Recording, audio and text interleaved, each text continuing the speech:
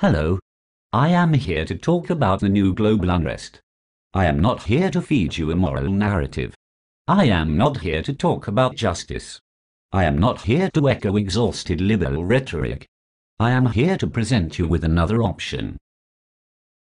Many have tried to link the various eruptions of disobedience across the world to a kind of centralizing revolutionary logic. This is a dangerous proposition.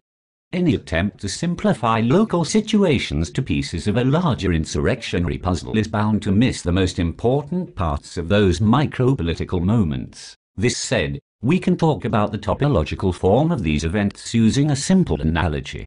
Imagine that a new contracting company has been hired to dam a particularly powerful river. During the construction of this dam, they calculate that the river is so powerful that they can divert some of its flow to their hydroelectric plant and reap the profits without anyone being the wiser. However, they underestimate the strength of the river. The techniques that they learned in university are woefully inadequate. The river floods their plant, killing all of the workers inside.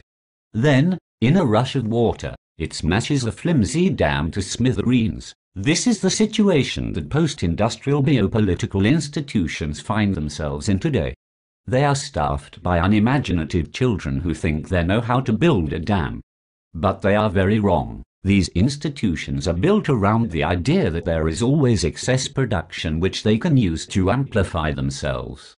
They set programs into place that leech off this excess in order to grow bureaucratic systems and corporate entities. They slow down violent and active productive forces by channeling them through the dampening structures of hierarchical organization. The globalized financial system is a symptom of this metastasis.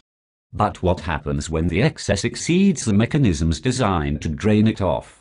What happens when the flow of the river becomes unpredictable?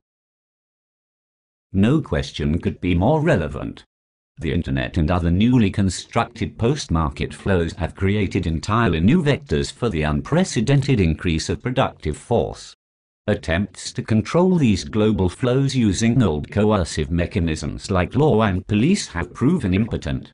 New cultural and libidinal economies of indescribable complexity have been born. This contributes to what we are seeing today.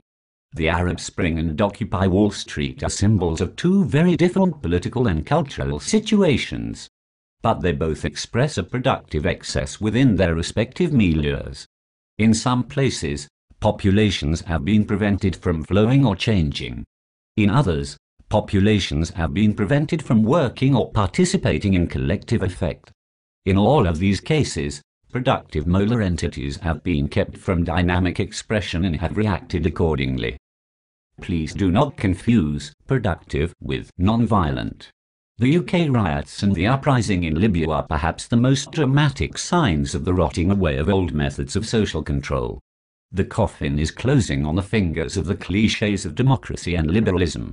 The sun is setting blood red on religion. I end on a question for our friends in the financial governmental complex. When all of your tools and the carefully co-opted order that you have built with them have rusted away, what will you use to keep the excess from destroying your dam?